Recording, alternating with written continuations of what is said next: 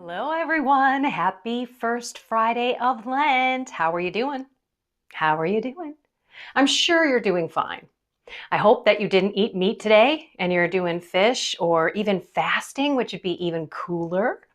By the way, did you know that if you ate meat for a long time, until pretty recent, I just don't remember the date. I tried to remember it when I was listening to it on the radio, but I write things down if you want to remember them.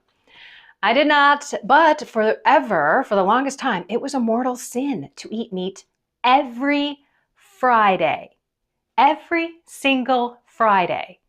And then they said, okay, we'll just do it during Lent. But if on the other Fridays you want to have a steak, let's just say that, then make some other kind of sacrifice. How many of you sacrifice on Fridays throughout the year, doing something, whether it's meat or not? I think it's just simple just to be like, no, I'm not going to have any meat. We should all eat more fish anyway. Why not just make it simple like that? I don't know. But today you can't have meat, and that's okay. Just have something else, maybe do some extra fasting. I want to say that today was amazing. I just enjoy thoroughly this 3 days that we've been on because God is just showing me and teaching me. And if you're listening to my podcast, you're getting a lot more deets on everything. But man, oh man, when He connects things and when you realize how you are not living in the present moment, receiving the messages from God in your own life, like through what you're doing, through the experiences, through the learnings, you're just going through the motions. And what a boring day.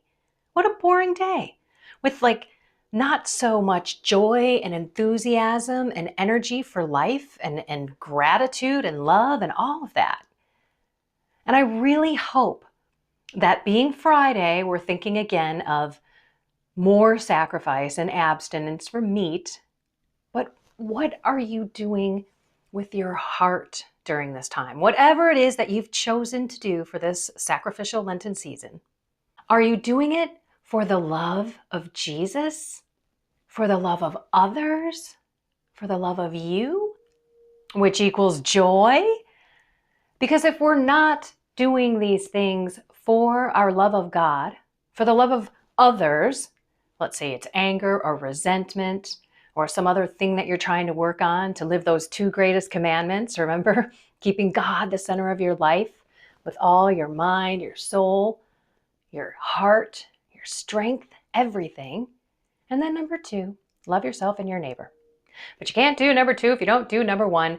And all 3, if you keep Jesus, others, and you in that order, you are going to have that joy.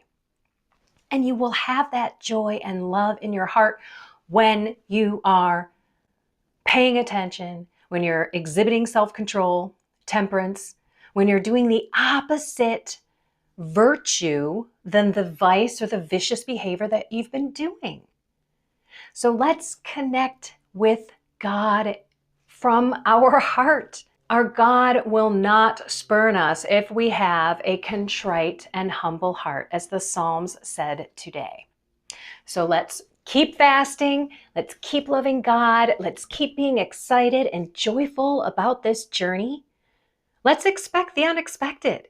Let's expect miracles this Lent.